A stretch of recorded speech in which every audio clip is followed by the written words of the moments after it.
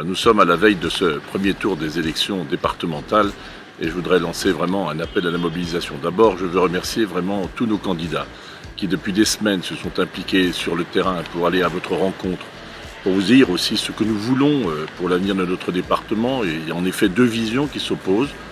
L'une qui vise à considérer qu'il y a d'un côté la ville de Dijon et le restant du département, et puis notre vision à nous qui consiste à dire nous devons répondre vraiment à l'aspiration, à une meilleure qualité de vie, à un meilleur équilibre pour l'ensemble de la population côte-d'Orienne.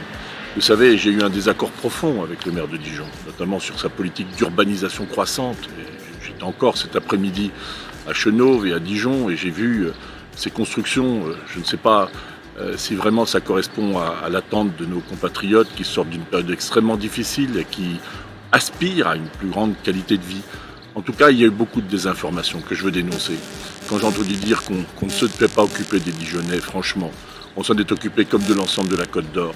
Vous savez, nous avons beaucoup investi, nous avons investi quand on nous a sollicités. Et puis nous avons été aux côtés des Côtes-d'Oriens pendant toute cette période de confinement pour assurer la solidarité, pour être au plus près de ceux qui étaient en situation de fragilité. Je pense notamment à nos jeunes étudiants. Nous avons passé des conventions avec le Crous, nous avons été aux côtés de nos aînés pour éviter l'isolement.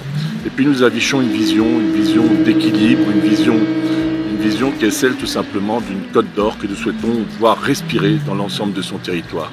Vous savez, si on devait résumer l'objectif que je poursuis avec les candidats de la Côte d'Or passionnément, c'est que chacun doit se voir un avenir, lui il a choisi de vivre tout simplement. Et que notre rôle à nous, c'est précisément de faire un environnement qui soit le plus favorable possible. Vous savez, vraiment cette élection, elle est importante. Alors je sais bien, j'ai regardé les sondages, il y a des mécontentements, il y a des votes qui vont s'exprimer de cette colère qui a été ressentie par beaucoup de nos compatriotes qui ont un sentiment d'abandon. Mais je leur dis, voilà, quand vous allez voter, quand vous mettrez le bulletin dans l'urne, pensez à une chose, il va vous engager pour 7 ans. Il va nous engager pour 7 ans.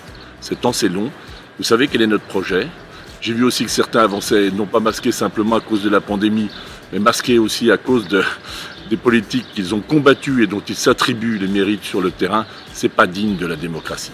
Quand on affiche un projet, il faut oser dire que le groupe des forces dites de progrès a voté contre les accompagnements et les aides à l'agriculture. Il a voté contre, en tout cas son président, s'est abstenu sur le retour à 90 km/h sur nos routes. Moi je pense profondément qu'il faut arrêter d'enquiquiner les Français. Et puis là, ils ont voté contre toutes nos politiques que nous avons conduites en matière de solidarité. Ils veulent des revenus minimums pour tous. Moi je préfère l'individualisation des aides, parce que chaque parcours est particulier, chaque vie est particulière. Et ce qu'il faut, c'est accompagner chaque personne, où qu'elle vive, dans nos quartiers ou à la campagne, pour leur permettre de se voir un avenir. Dire encore, sur l'eau, on conteste notre engagement à dire que nous voulons simplement de l'eau pour tous, partout dans le département. C'est un enjeu majeur avec cette période de changement climatique que nous traversons. Alors voilà, je vous le demande, mobilisez-vous, allez voter, ne vous laissez pas abuser par tous ceux qui essayent de vous tromper. Je pense que la démocratie mérite mieux que ça. En tout cas, moi je souhaite Dijon, une ville de Dijon en harmonie avec l'ensemble de son département, parce que le destin est lié, mais en même temps on ne peut pas continuer à considérer que d'un côté il y aurait la métropole et de l'autre le restant du département. Ce n'est pas ma vision. Donc je continuerai de travailler pour cette Côte d'Or d'équilibre, pour le mieux-être et tout simplement pour améliorer la qualité de vie. Nous avons un beau département, nous avons une formidable image qui doit être portée et je souhaite que nous continuions ce que nous avons entrepris pour faire en sorte que chacun se sente bien et que chaque Côte-d'Orien soit le véritable ambassadeur de ce beau département qui porte un des plus beaux noms en France, celui de Côte d'Or. Que vive la Côte d'Or, mobilisez-vous, chaque voix va compter. Ne vous en remettez pas à d'autres, ne vous abstenez pas, allez vous exprimer. À Dijon comme ailleurs, dans tous les cantons de Côte d'Or. Votez la Côte d'Or passionnément.